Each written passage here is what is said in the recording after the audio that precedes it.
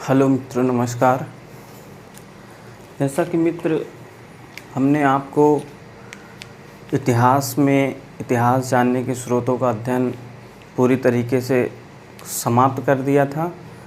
उसमें जो भी इम्पोर्टेंट क्वेश्चन आते हैं, जहाँ से प्रश्न पूछे जाते हैं, उस सारे चीज़ों को मैंने बता दिया था। आज हम आप लोगों को नया चैप्टर पाषाण काल की शुरुआत करेंगे। जैसा कि मित्रों आप जानते, पाषाण काल के नाम से ही पता चलता है कि पाषाण का मतलब पत्थर होता है। पत्थरों के काल से लिए जाते। जैसे इस समय जो मानव थे, उनके पास जो भी पत्थरों के हथियार मिले थे, जो भी साक्ष्य मिले थे, उसी से हम इस मानवों के बारे में जानकारी प्राप्त करते हैं। इस पाषाण काल जो है, पाषाण काल को मित्र 3 भागों में बांटा गया है: पूरा पाषाण काल, मध्य पाषाण काल और नव पाषाण काल।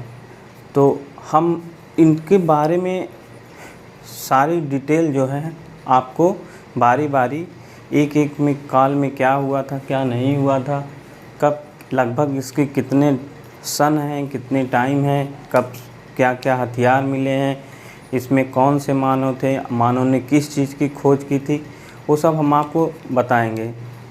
तो आइए देखते हैं मित्र। सबसे पहले तो आप लोग यूथ सक्सेस प्रयागराज चैनल में स्वागत है, और सब मित्र ज़्यादा से ज़्यादा चैनल को शेयर करें, लाइक करें, सब्सक्राइब करें, जिससे कि संख्या बढ़े और पढ़ाने में और मज़ा आए। आप लोग संख्या नहीं बढ़ा रहे हैं, मज़ा नहीं आ रहा पढ़ाने में। तो मित्र आइए देखते हैं पाषाण काल। पाषाण काल मतलब, पाषाण का मतलब होता है ये पत्थर।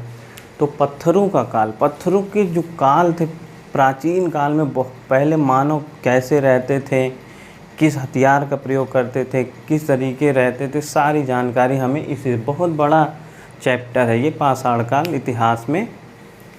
तो जैसा पहला जो काल है मित्र, पूरा पाषाण काल है, फिर दूसरा मध्य पाषाण काल है, और तीसरा नव पाषाण काल।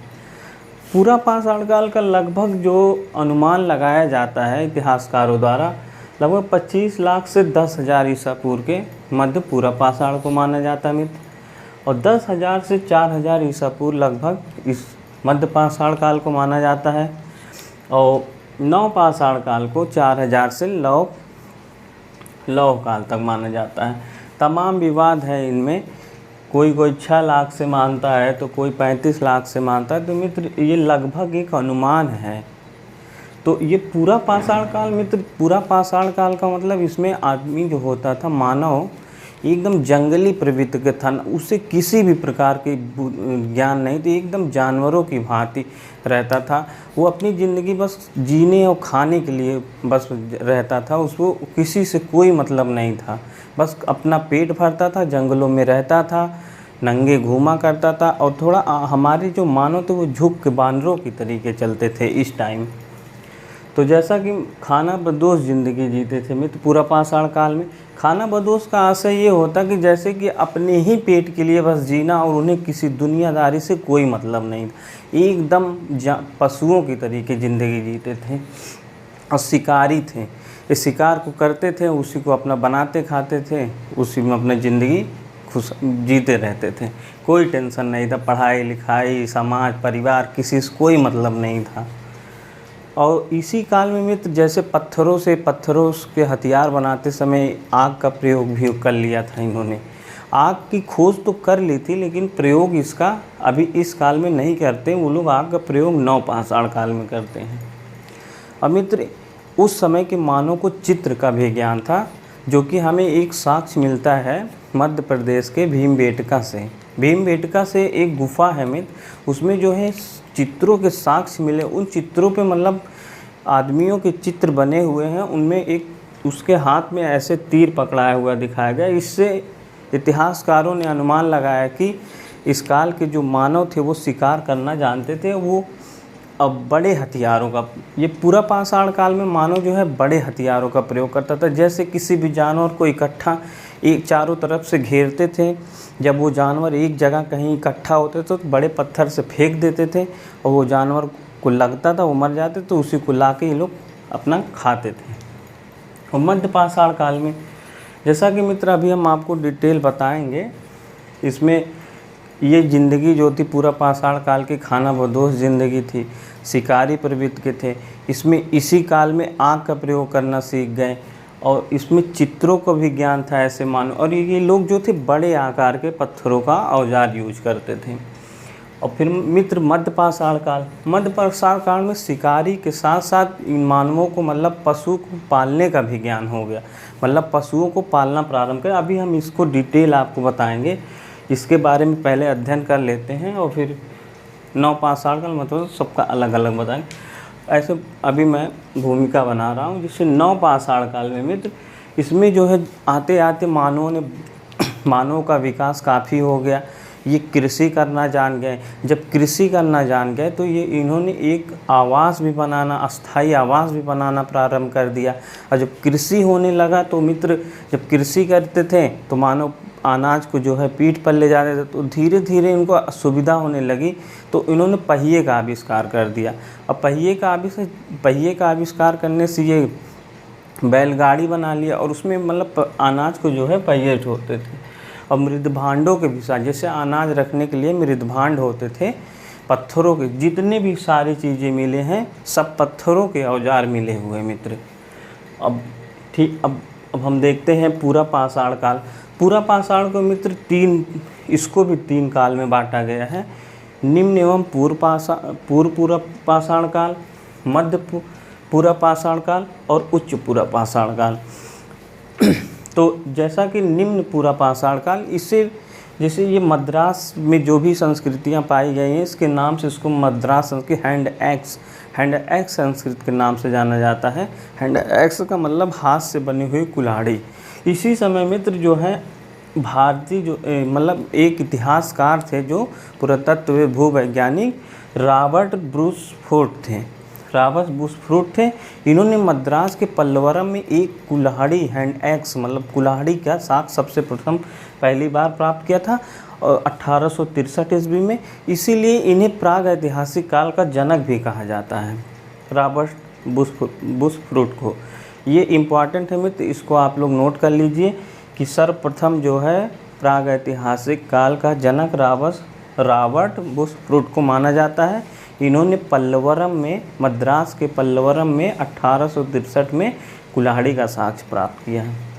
इनमें चापर चापिंग संस्कृत, पेबुल संस्कृत, नर्मदा संस्कृत, ये जो संस्कृतियाँ थी ये मतलब पेबुल संस्कृत, चापर, सोहन नदी घाटी के जितने इर्द गिर्द आते थे क्षेत्र, उसमें जो भी चीज़ें मिली थी इसलिए चापर चापिंग ये हथियार होते थे, बड़े बड़े हथियार होते थे। पेबुल संस्कृत भी इसे कहा जाता है।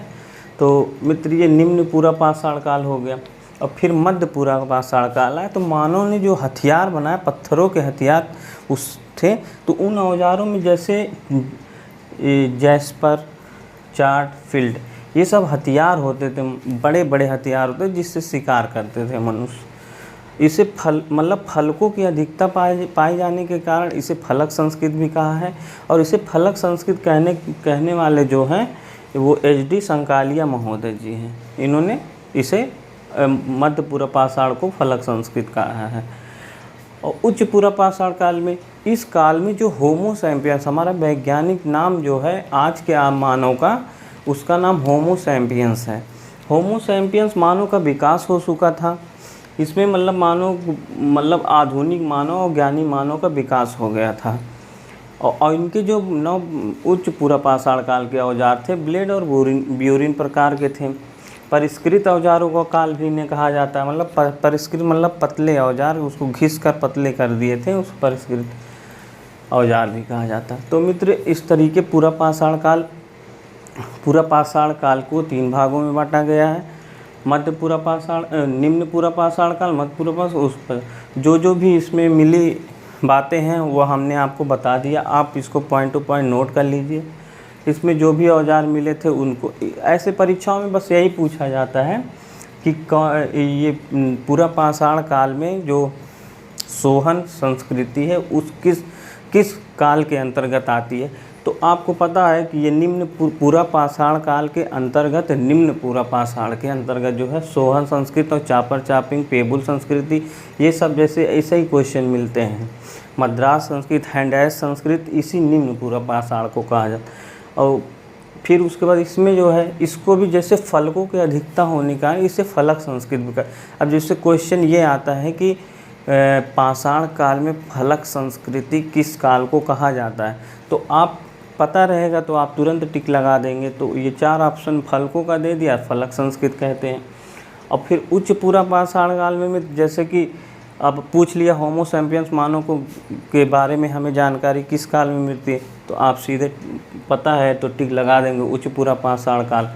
इसको आप नोट कर लीजिए। फिर हम आपको मध्य पाषाण काल और नव पाषाण काल के बारे में बताते हैं, फिर आगे बढ़ते हैं। इसको मित्र आप लोग नोट कर लीजिए।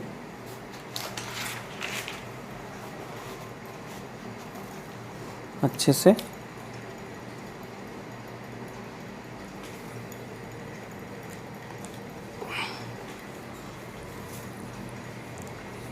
ठीक है मित्र, अब हम इसको मिटा रहे हैं।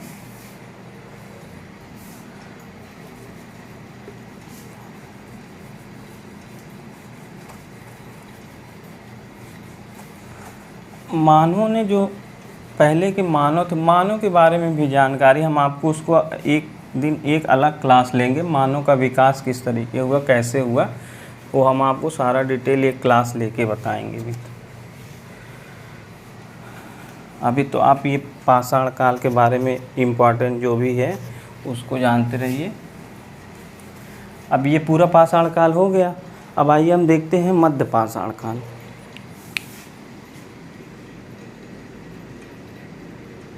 मध्य